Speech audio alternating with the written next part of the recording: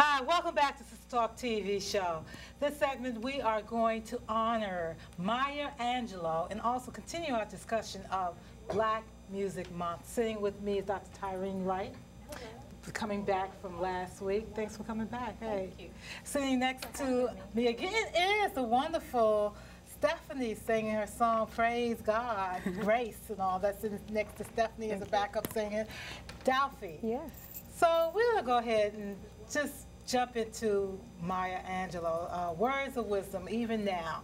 You know, I had a chance to meet her when I was at Temple, and also a few years ago at in Harlem, Mount Morris Park, Marcus Garvey Park, 123rd Street, or one of them streets, 120th Street. And me and Zaki was walking down the street, and I said, "Oh, Maya Angelou," and Zaki just kneeled, you know, he kneeled to her, and I told her I saw her at Temple, and it was like Beatlemania. Young girls were coming, including me. We were coming up to her, and she was like, "Grace, have grace." You know, I said, "I'm working on it."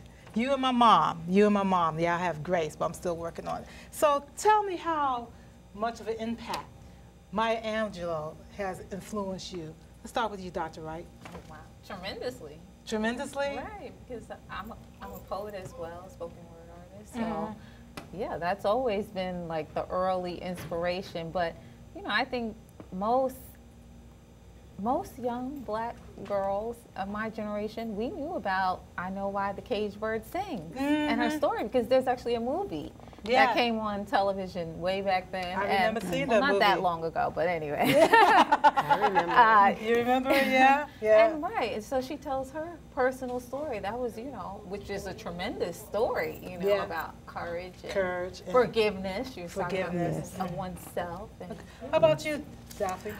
You know, I got the privilege of meeting Miss Angelou when I was an undergrad at SUNY Purchase. Okay. She's, you know, always been available to students. And we got to sit and talk with her for, I would say, about 40 minutes.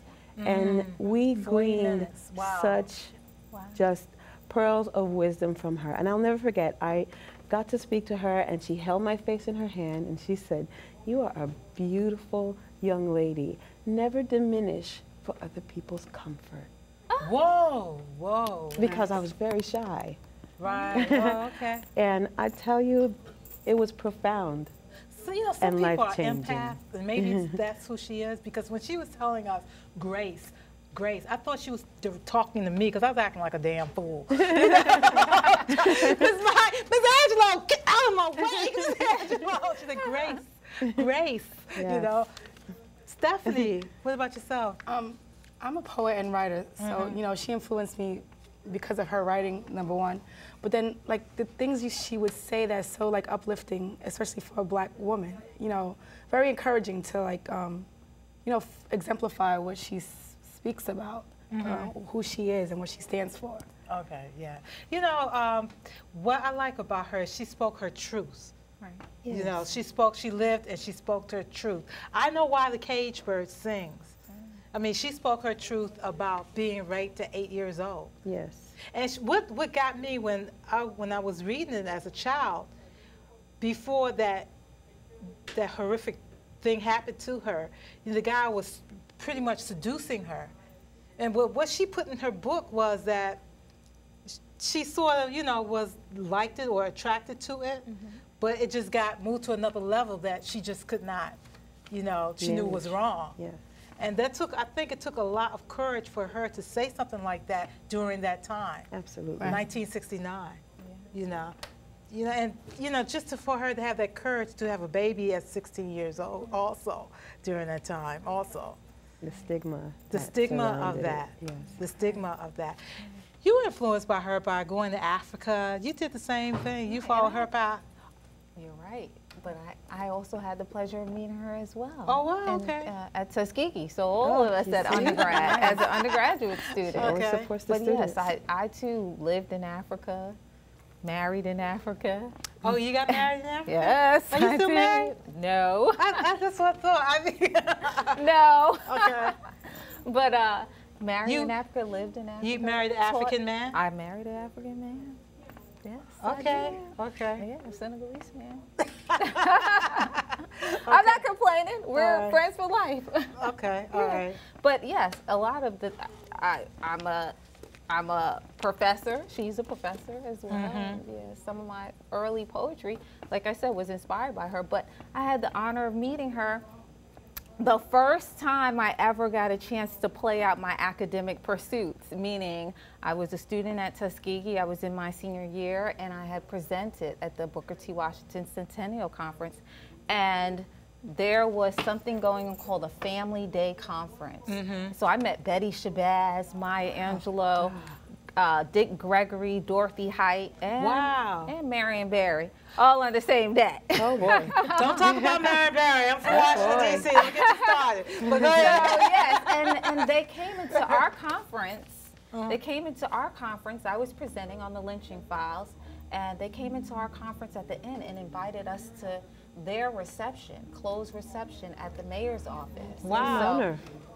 And so, yes, you got a chance to do that. And she did a poem for us in a very hot, tight room, you know. But many years before that, my first book that I was published in, called Words and Pictures, my mom used to carry it around. I have it with me, but my mom used to carry it around with her, and she ran into Amiri Baraka and Maya Angelou in Penn Station, New Jersey, Penn Station. And she said, "Oh, you have to sign it. I have it today, but you have to sign it." And they both signed You have it right I now? have it today. Okay, in the meantime. Actually, this is it right here. Poet On, she wrote. Poet On. Poet On. Like right on? Like okay, poet? this is it.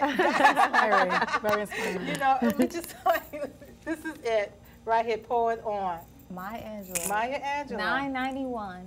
Oh boy! That's the A year I lifetime graduated. ago almost now. Yeah, really. Right. When you were around her, Delphi, did you feel just enlightenment, light? Because I was with her just briefly for 2 instances, and I just felt like God was just there, just a bright light shining. You know, when I met her, I almost didn't realize how important the meeting was. I didn't realize how important and impactful it was when I was sharing just words with Dr. Maya Angelou. You know, we're all just undergrad students. You know, SUNY is a school, Purchase is a school where there's a lot of performances, it's performing arts and things. So there are lots of people that, you know, go through the circuit there.